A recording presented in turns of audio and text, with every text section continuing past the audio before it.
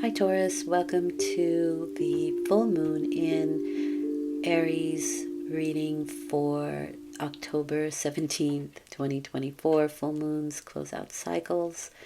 This is a super moon, they call it, a super moon. The direction that this reading is going in is number 4, people teacher, which is a guide, and it did come up upright. 4 is something that lays good foundations and groundwork, that fortifies whatever the structure is going to be. Obviously, this is somebody important in your life, or you are important to somebody. From the book, it says, this guide may be of assistance in a very thoughtful or spiritual way. Whether you're looking into new spiritual practice or searching for deeper psychological understanding, now is the time to learn. If you're thinking about going to school, be proactive about moving forward with the decision. Teachers abound in life, including forms that you might not expect, such as a book or an online course. You may, in fact, be teaching some classes yourself, perhaps in a small groups or in an academic setting. So get ready, open your heart, and remember that Spirit brings guidance as well. Be willing to receive the direction you need and to share the wisdom you have. Pretty self-explanatory, but let's see how that plays out in your reading. So the first set of cards is where you find yourself at the time of the full moon. Or if you are actively and consciously ending something, you will find it here. The second set of cards is you and what you're thinking, what you're doing. Oh, that's nice. In regards to this reading, what you're thinking, what you're doing, how you're feeling. It's you and the situation.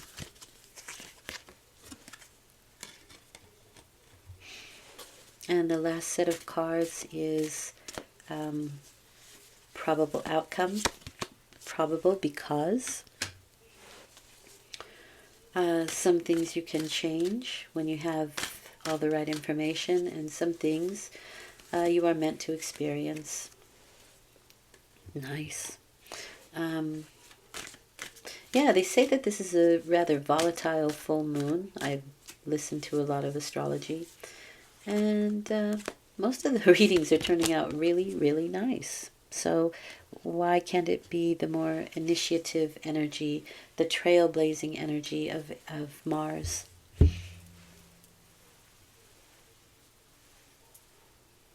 Okay.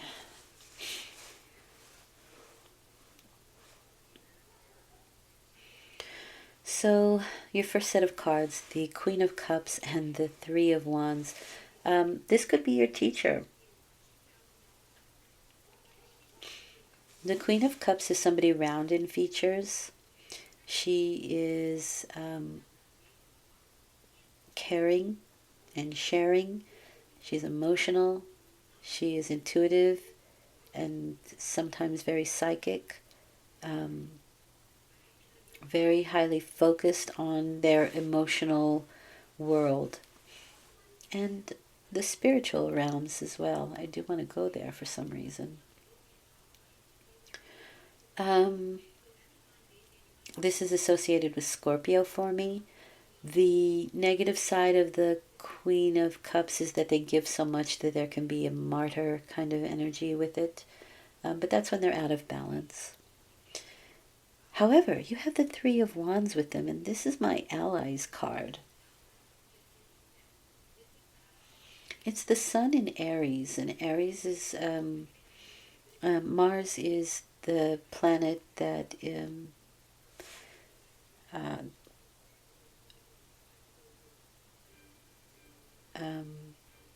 it's the planet of Aries, and this can be what the first card is saying, because this is kind of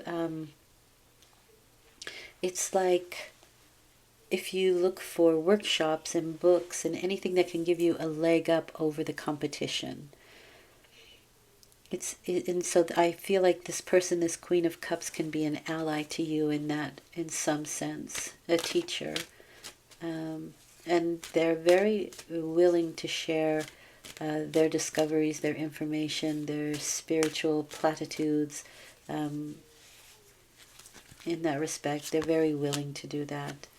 This definitely sets you up. It's just like this card. It sets you up for good, strong foundations. It's very empowering energy. This is the sun in Capricorn. And Capricorn is all about empowering themselves, empowering others. And so maybe this is a really good time to look for a workshop or take a class or, whatever you are learning in school is going to be really helpful for you to set good, strong foundations.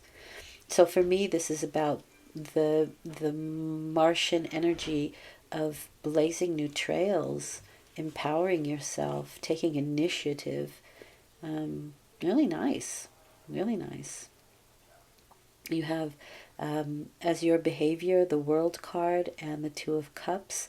So the World card is very much a graduation card.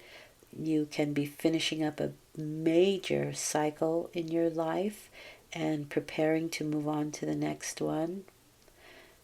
However, uh, you may be in a bit of a holding pattern at the moment because there are a few things that you need to clean up before you move on to this next, but you're sort of in a protective spiritual box. Um, and that has something to do with partnership energy because that's the Two of Cups. And that can be with this Queen of Cups. She's an ally of some sort, and that you may be two very different kinds of people, but there is a desire that matches, that makes it a good union, it makes it a good partnership.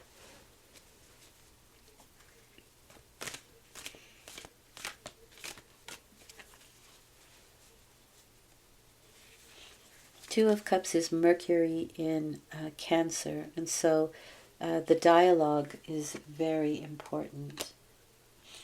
I'm sorry, no, it's Venus in Cancer. So there's that heartfelt um, desire that you feel. And it's very caring. It's Cancer, right? So it's very caring, it's very sharing, it's very kind and empathetic.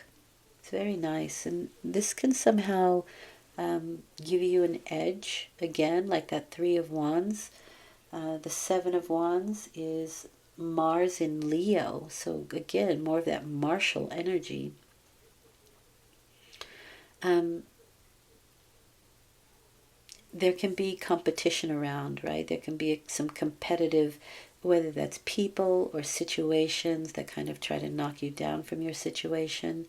The Seven of Wands is um, the way you think on a higher level helps you win out over competition. And seven is the number of ethics, which is alignment with your divine will.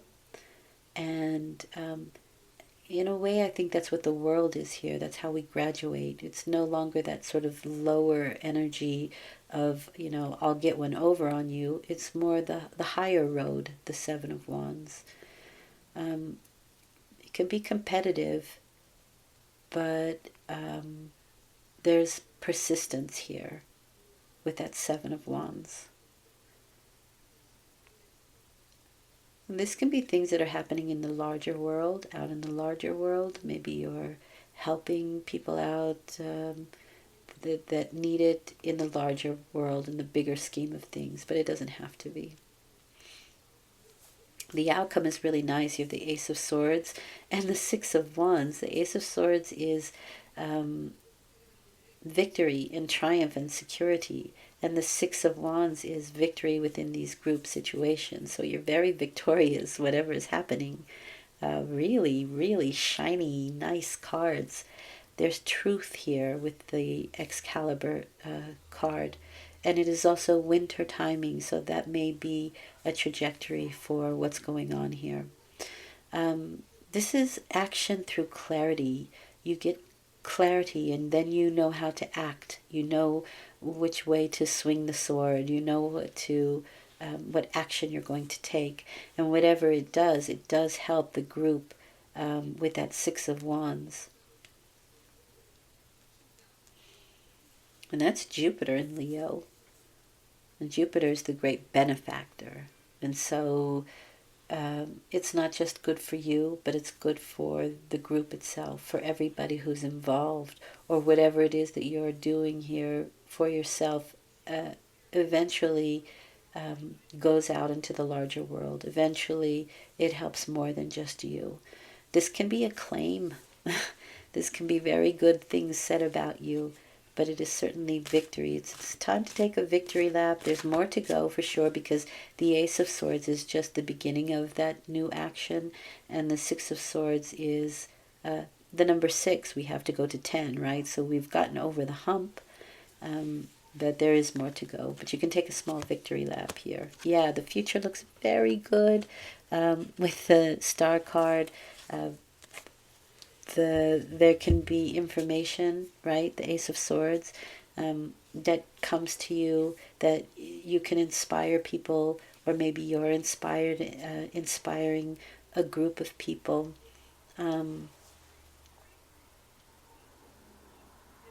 There's a guiding light, or perhaps you're the guiding light, and that's what I mean by inspiration. Information, this is Aquarius, so this can be technology and science, but it is following a star, and things are under a lucky star. This is a really good reading. And like I said, it's so strange, but they have been. And, you know, a lot of people have been talking about how volatile this moon can be. Maybe it will be, but in the long run, it really seems to work out quite well. What does Spirit want you to know? You've manifestation. Focus on the vision beyond yourself. That's exactly what I said here. And your unicorns will help you. Well, the universe. All right? Okay. Really nice, Taurus. Congratulations. Keep on. Thank you for listening. It's appreciated. I'll talk to you in 2 weeks with a new moon reading. Bye for now.